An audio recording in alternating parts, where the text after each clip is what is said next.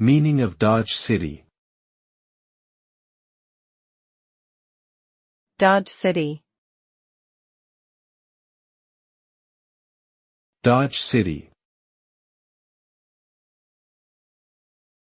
Dodge City.